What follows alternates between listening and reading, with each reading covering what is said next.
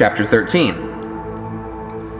As YESHUA was leaving the temple that day, one of his disciples said, "Teacher, look at these magnificent buildings. Look at the impressive stones in the walls." YESHUA replied, "Yes, look at these great buildings, but they will be completely demolished. Not one stone will be left on top of another." Later, YESHUA sat on the Mount of Olives across the valley from the temple. Peter, James, John, and Andrew came to him privately and asked him, "Tell us, when will all this happen? What sign will show us that these things are about to be fulfilled?" YESHUA replied, "Don't let anyone mislead you, for many will come in my name, claiming I am the Messiah. They will deceive many, and you will hear of wars and threats of wars, but don't panic. Yes, these things must take place, but the end won't follow immediately. Nation will go to war against nation, and kingdom against kingdom. There will be earthquakes in many parts of the world, as well as famines.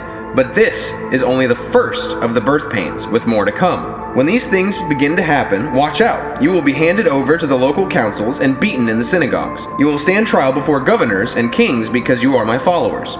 But this will be your opportunity to tell them about me, for the good news must first be preached to all nations. But when you are arrested and stand trial, don't worry in advance about what to say. Just say what God tells you at the time, for it is not you who will be speaking, but the Holy Spirit.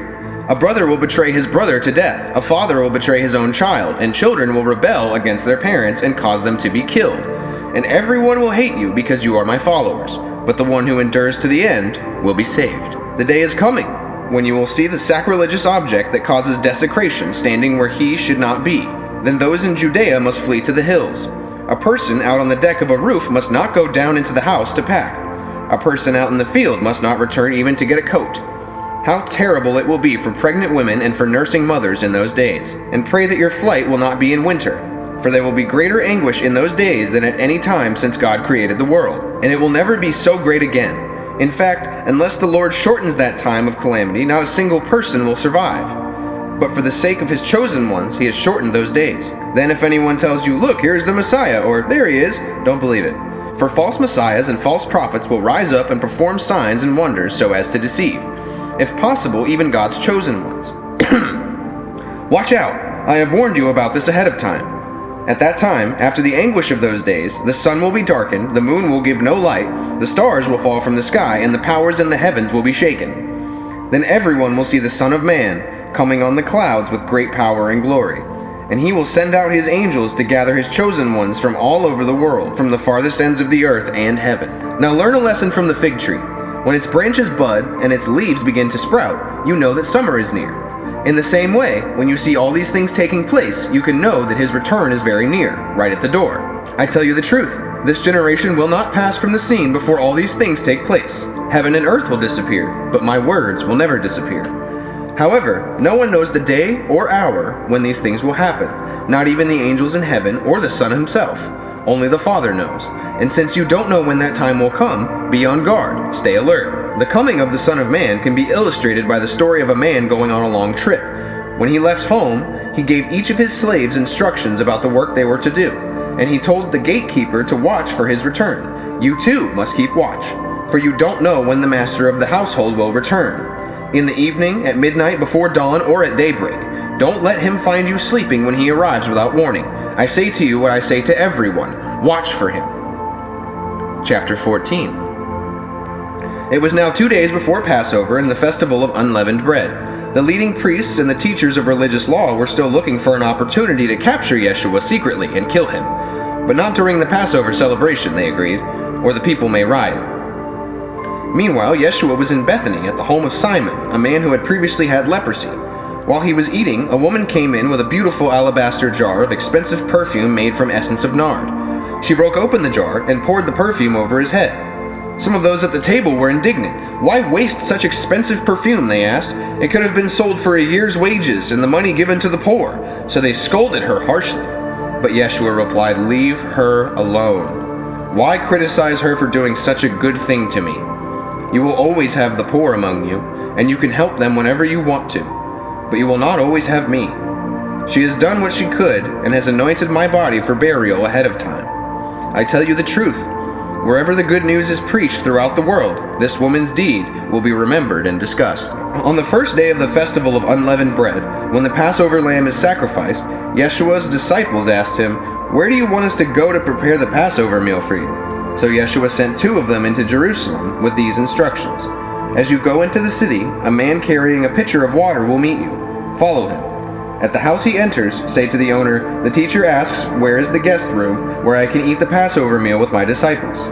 He will take you upstairs to a large room that is already set up. That is where you should prepare our meal. So the 2 disciples went into the city and found everything just as Yeshua had said, and they prepared the Passover meal there. In the evening, Yeshua arrived with the 12. As they were at the table eating, Yeshua said, "I tell you the truth. One of you eating with me here will betray me." Greatly distressed, each one asked in turn, "Am I the one?" He replied, "It is one of you 12 who is eating from this bowl with me. For the Son of Man must die, as the Scriptures declared long ago. But how terrible it will be for the one who betrays him. It would be far better for that man if he had never been born." As they were eating, Yeshua took some bread and blessed it. Then he broke it into pieces and gave it to the disciples, saying, "Take this, for it is my body." And he took a cup of wine and gave thanks to God for it. He gave it to them, and they all drank from it. And he said, "This is my blood, which confirms the covenant between God and his people. It is poured out as a sacrifice for many. I tell you the truth, I will not drink wine again until the day I drink it new in the kingdom of God." Then they sang a hymn and went out to the Mount of Olives. On the way, Yeshua told them, "All of you will desert me, for the Scriptures say, God will strike the shepherd, and the sheep will be scattered. But after I am raised from the dead, I will go ahead of you to Galilee and meet you there." Peter said to him, "Even if everyone else deserts you, I never will." Yeshua replied, "I tell you the truth, Peter, this very night before the rooster crows twice, you will deny 3 times that you even know me." "No," Peter declared emphatically. "Even if I have to die with you, I will never deny you." And all the others vowed the same. Then they went to the olive grove called Gethsemane, and Yeshua said, "Sit here while I go and pray." He took Peter, James, and John with him, and he became deeply troubled and distressed. He told them, "My soul is crushed with grief to the point of death. Stay here and keep watch with me." He went on a little farther and fell to the ground. He prayed that if it were possible, the awful hour awaiting him might pass him by. "Abba, Father," he cried out, "everything is possible for you. Please take this cup of suffering away from me. Yet I want your will to be done, not mine." Then he returned and found the disciples asleep. He said to Peter, "Simon, are you asleep? Couldn't you watch with me even 1 hour? Keep watch and pray, so that you will not give in to temptation. For the spirit is willing, but the body is weak." Then Yeshua left them again and prayed the same prayer as before. When he returned to them again, he found them sleeping, for they couldn't keep their eyes open, and they didn't know what to say. When he returned to them the 3rd time, he said, "Go ahead and sleep, have your rest, but no, the time has come. The Son of Man is betrayed into the hands of sinners. Up, let's be going. Look, my betrayer is here." And immediately, even as Yeshua said this, Judas, one of the 12, arrived with a crowd of men armed with swords and clubs. They had been sent by the leading priests, the teachers of religious law, and the elders. The traitor, Judas, had given them a prearranged signal. "You will know which one to arrest when I greet him with a kiss.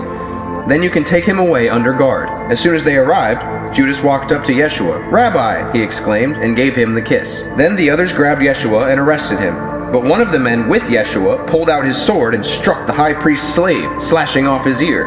Yeshua asked them, "Am I some dangerous revolutionary that you come with swords and clubs to arrest me? Why didn't you arrest me in the temple? I was there among you teaching every day, but these things are happening to fulfill what the Scriptures say about me." Then all his disciples deserted him and ran away. One young man following behind was clothed only in a long linen shirt.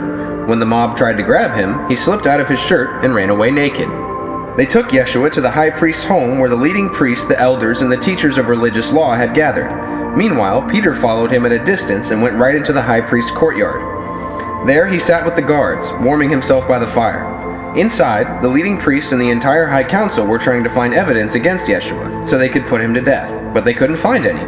Many false witnesses spoke against him, but they contradicted each other. Finally, some men stood up and gave this false testimony. "We heard him say, 'I will destroy this temple made with human hands, and in 3 days I will build another, made without human hands.'" But even they didn't get their story straight.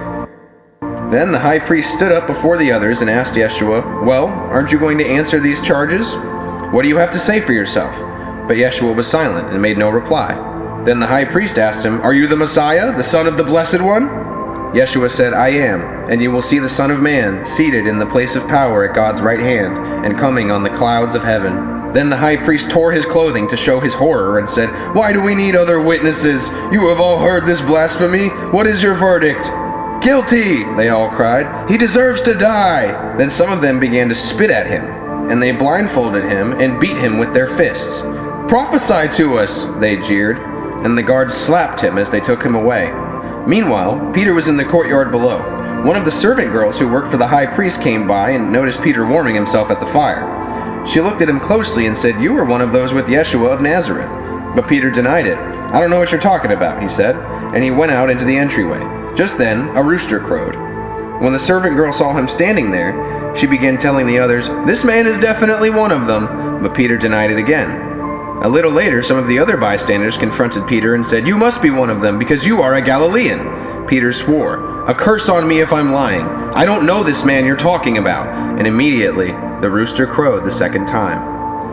Suddenly, YESHUA's words flashed through Peter's mind. "Before the rooster crows twice, you will deny 3 times that you even know me." And he broke down and wept.